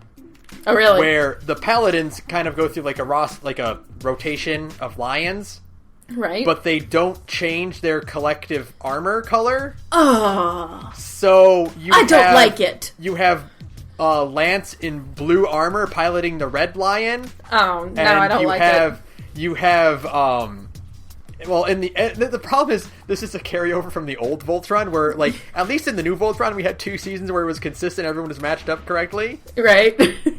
In the old Voltron, they started off with bad color pairing, and it just never went away. Like, yeah, and it never got better, and it's just like the only 2 that match are Pidge and Hunk, and now everyone else is in the wrong fucking lion. Oh my god, great! I hate it. I hate it so much. I hate that like Link is now associated with a blue tunic, even though I don't mind the design. If I would not mind the design of the blue tunic, and I know it's a reference to the lobster pajamas in Wind Waker, but the lobster pajamas in Wind Waker are not important enough to throw off the color theory of the Legend of Zelda. Okay? Link is supposed to be green. I will fight everybody for this. I don't mind that they got rid of the hat. I honestly think that it would be easier to accept the blue if Link did have some kind of headgear in Breath of the Wild. Yeah, but he doesn't. It's weird. No, he doesn't. You have to cobble together a hero's tunic, because the one that's in now we're talking about a completely different Zelda, but you have to cobble together a fucking hero's tunic that looks halfway decent, because the actual canonical hero's tunic in Breath of the Wild looks like trash, and it looks Link so bad. Is wearing slutty, ripped up tights. It's so bad. It looks like it doesn't fit him. It doesn't. It looks like it's too small. It's weird, and it's like the color is off, and the detailing is weird. It just hit me. You know what he looks like with that on? A bad cosplayer? He looks like cartoon Link. He does, but in the wrong fucking game. He looks like excuse me, Princess Link. It's not good. It's not good. There's a fun fact for you. Mm-hmm. The cartoon was the first game to give Link an actual consistent fairy companion. Oh, really? Yeah. Huh. I think her name was like Sparkle or something. I've never seen a single episode of the cartoon. Watched. There were only. I want to keep it that way. I think there were only like 6 episodes. Oh, because it was like an in between for the Super Mario show. You know, right? Like it wasn't like its own thing. It was like an in between, and. Ooh, boy. You ever think about how like Zelda still doesn't have like an anime, like a good anime? I have told you this, and I've never expressed it on the podcast, but you need to fucking JoJo Zelda, and you will have the perfect multi-season anime. Each season is a game. Absolutely. You can sum up a whole game's worth of content in 26 episodes. For sure. You could do some of these games in 12. And then you move on to the next Link. You hire a different studio to animate it to show that it's different. Or what you do is you go get Studio Wit, the guys who do like Cabaneri of the Iron Fortress and Attack on Titan, basically the guys who do like really beautiful action anime. And then you tell them, I want you to adapt the story that's in the back of the Hyrule Historia. God, that manga's so good! I know! That makes me so mad! That's one of the best Links ever. He's a badass! He's this disgraced knight in prison that they have to beg to help. Fuck you! Holy how do you give us that kind of a fucking hook and then do nothing with it? That's so fucking cool! And he doesn't befriend a Zelda, he befriends the goddess. The goddess. I'm so mad. I want that game. I want that game or that anime so badly. That fucking page where it's just him chained up in the bottom of a cellar. Yeah! And he's like still bleeding from fresh. It's fucking so cool. How do you not fucking do it? I mean, the fact that exists and then Nintendo did nothing with it is proof that I have no faith in Nintendo whatsoever. I'm just like, how could you do this to me? I loved you once. You know? Like, oh my god, that manga is so cool. It's cool, and we don't have a cool Zelda anime yet. We don't, and they really... I'm kind of hoping the Mario Brothers movie that's going to come out soon, the one by the studio that does Despicable Me and all that. Yeah. I hope that is good and is a success, because maybe that'll get Nintendo to just go, maybe some cartoons again. Maybe we should be making some good-ass cartoons again. Maybe we do anime again. Maybe we should make fucking Zelda anime and stop wasting my goddamn time with this Mario bullshit. You know? Like, why don't you just give me Zelda? Like what I've wanted my entire life. Remember when they were gonna make a Zelda movie? Remember they were gonna make that, and everyone saw, like, that announcement and went, that's not coming out.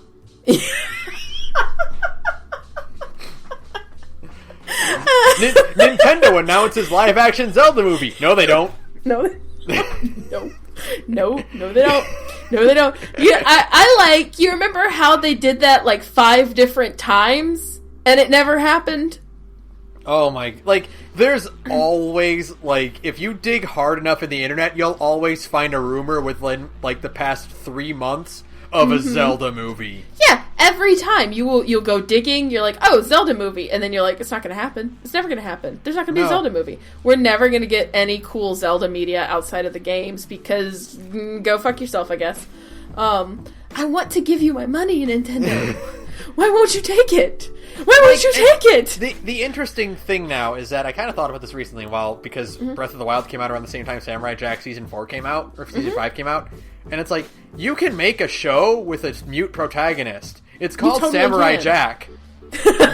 There's fucking entire episodes of that show where Jack has, like, 3 lines of dialogue. Tops. There are episodes of that show where Jack does not say a word.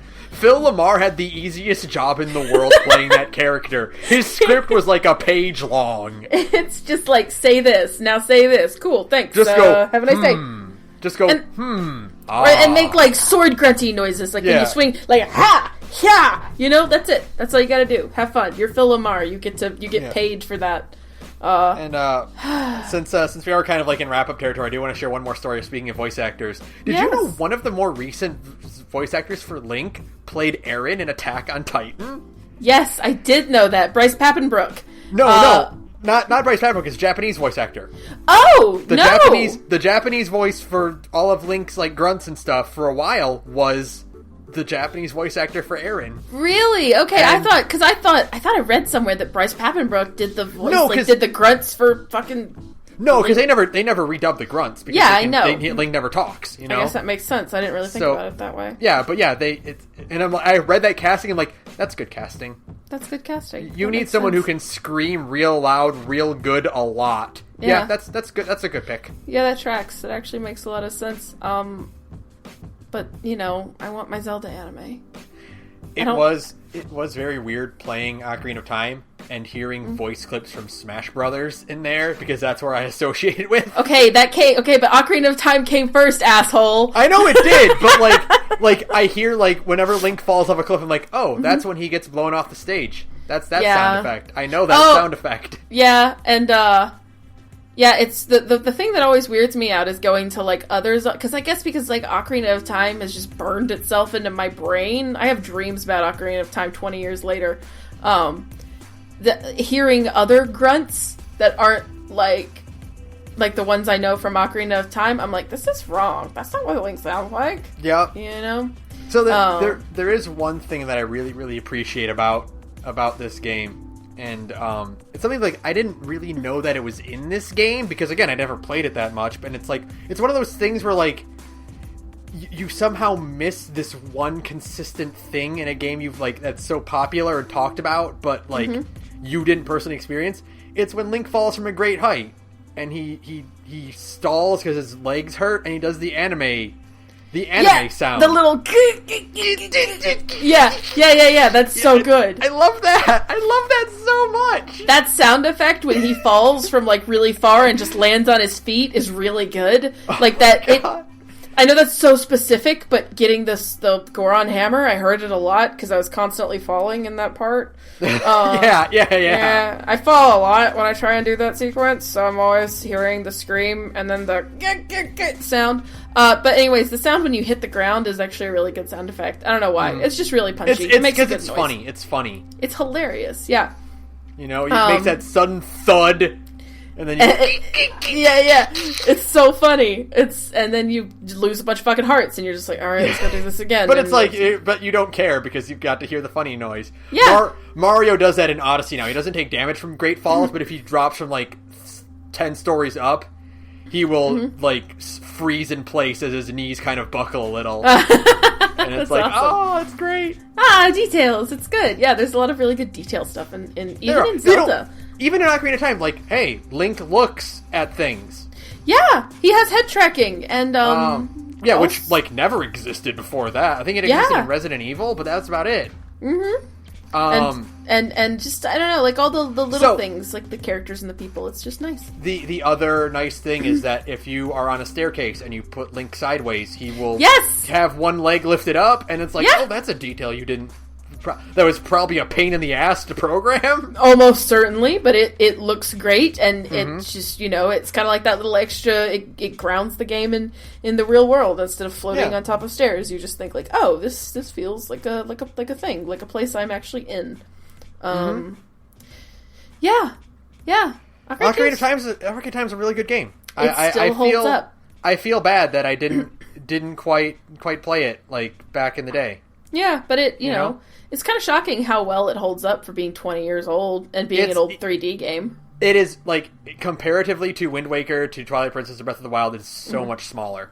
Yeah, like, it's a lot holy smaller. Shit, this is a tiny... I don't know if it's because I played it on such a small screen, but, like, wow, it is comparatively... It's a small world. Yeah, and I'm sure it felt gigantic back in the day. It did. It felt huge. But I've just been spoiled on other games, but God, like, it's... The music is so good, too. The music is great. The Gerudo Fortress theme. And the Forest Temple. Forest Temple has a really underrated track, but that, like, weird singing in the background is so good. The whole soundtrack. I love...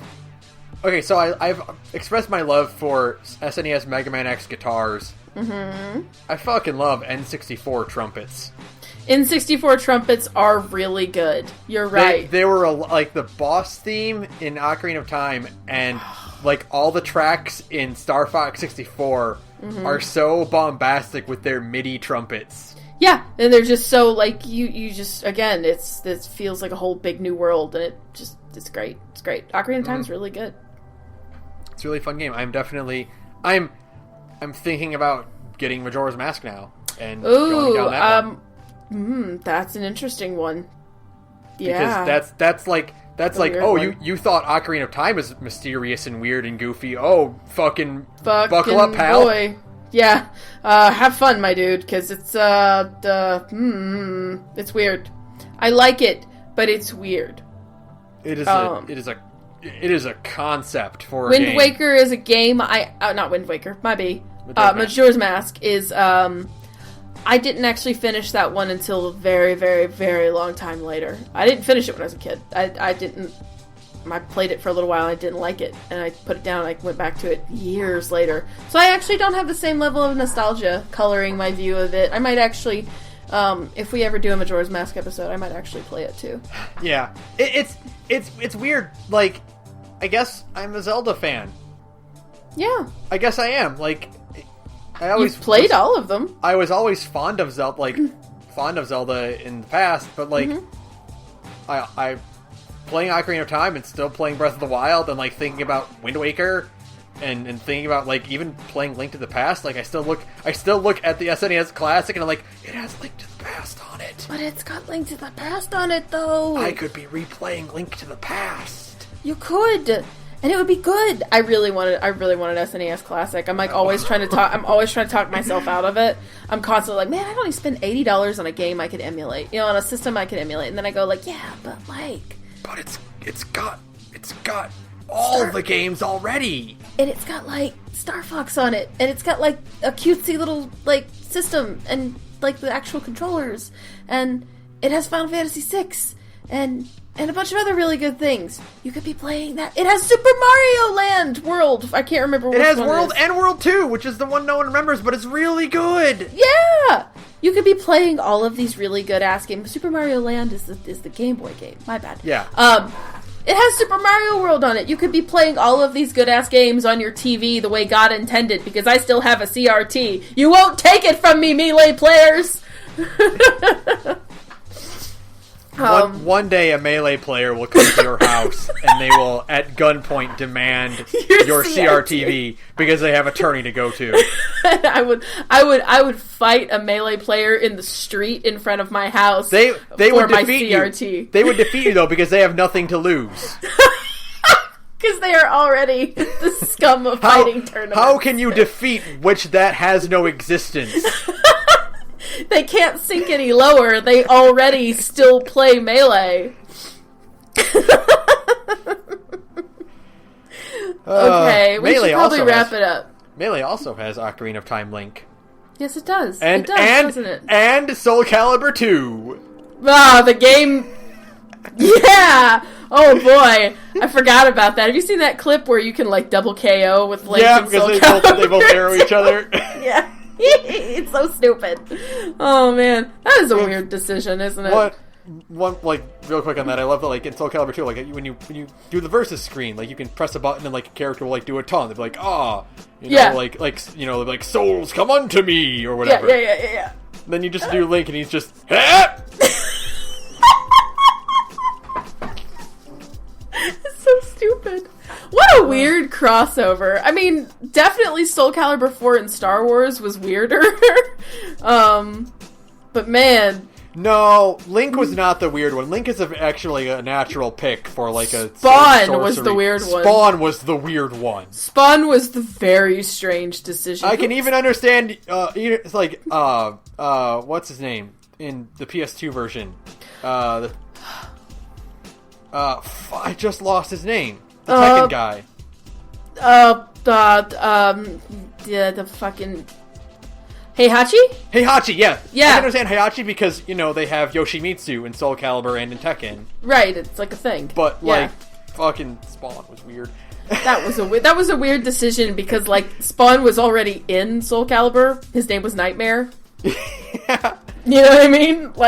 Man, we are really getting off topic this episode. Keep putting Link in more crossover games. Please, because it's so bizarre. But yeah, so... Ocarina of Time is really good. I'm really happy I played it. Everyone was right. Of course. Everyone was right. It's a really good game. I'm always right. I told you. It's a really good game. I'll be right about Chrono Cross, too, when that day comes. Yeah, you will. That'll happen. That'll happen soon.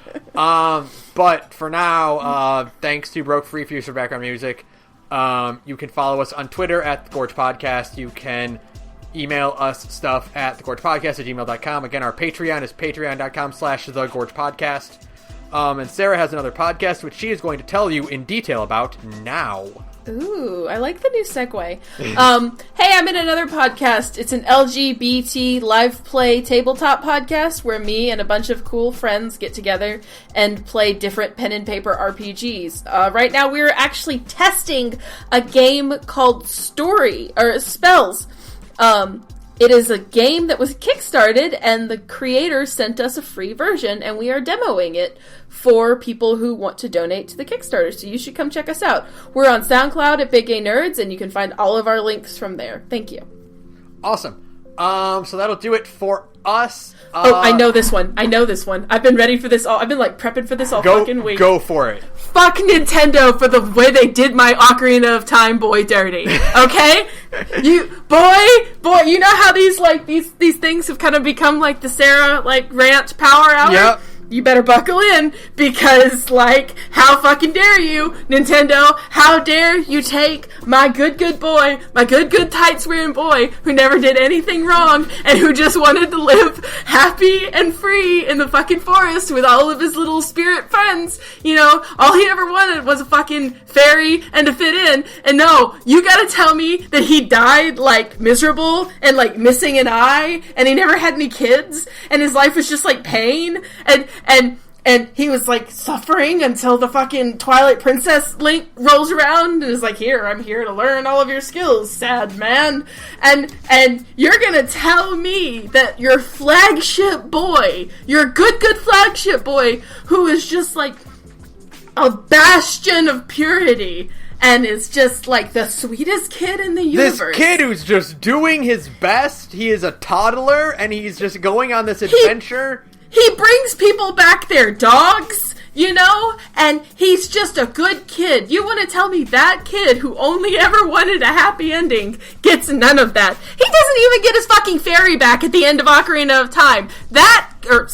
Majora's Mask. That good kid you keep screwing over. Fuck you, Nintendo. How dare you? Feel better? No, because I'm still sad about it, but it helped. Poor kid. It helps. So yeah, good night, everybody. Good night, everyone.